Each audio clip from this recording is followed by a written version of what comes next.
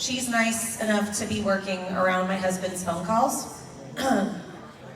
So this is actually the first poem from my second book. It's not on the back table, it's on ebook on Amazon.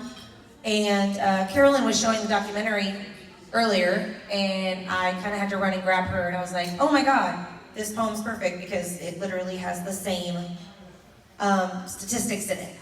So I'm just going to read this to you. It's called 1 in 4.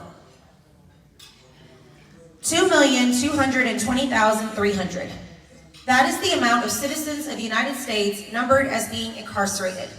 Now that study is dated from the year 2013, so the numbers are yet unseen for an accurate count of the amount of human beings trapped inside cages in the various stages of their lives.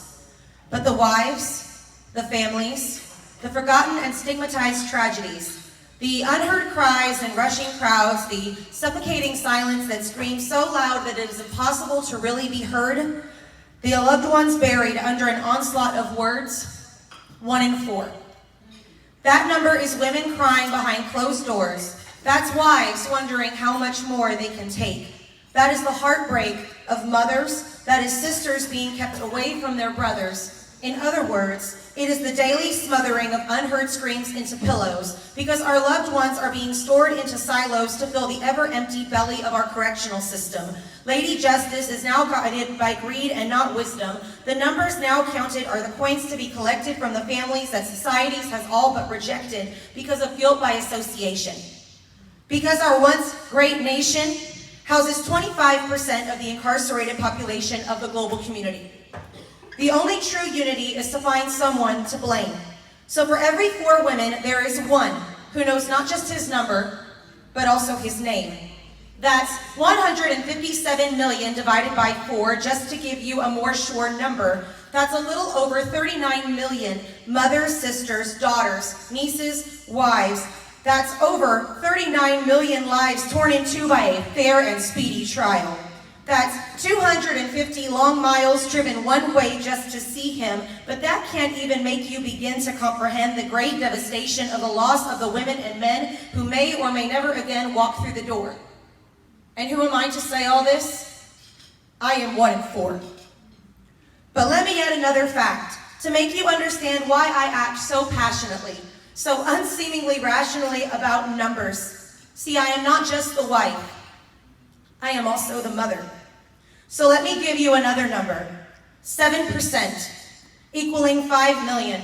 That is the number of American children, the sons and daughters who are forced to grow up without a father or a mother in their lives. The ones being raised by the mothers or the sisters or the wives of their parents in the cell. That is children being raised in the hell of stereotypes and name-calling. That is my 6-year-old daughter bawling as I rock her to sleep at night. That is 7% of children losing the light in their eyes because their lives are uprooted and overturned. But those 5 million are more than the spurned. They are the future of our nation. And they are the relation of so many brothers and sisters and fathers and mothers. That 7%, that 5 million, they are more than just numbers. They are the precious little children, and we are a family.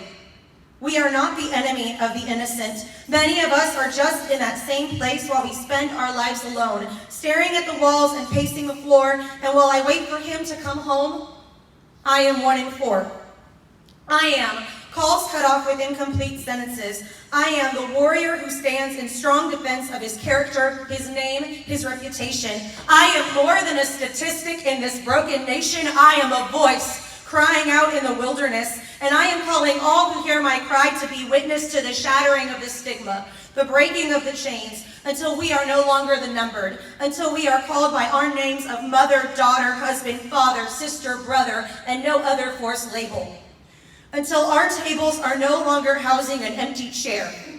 I will shout into the silence that we are there, that we are your teachers, your nannies, your friends. The numbers are too high, and we must bring an end to this mass incarceration, this unhealthy relation of humans to prison, there and back again, to no longer be numbers but counted as human. I am freeing myself from your captivity. I am breaking down the door. And who am I to speak, you ask of me? I am one in four. Thank you.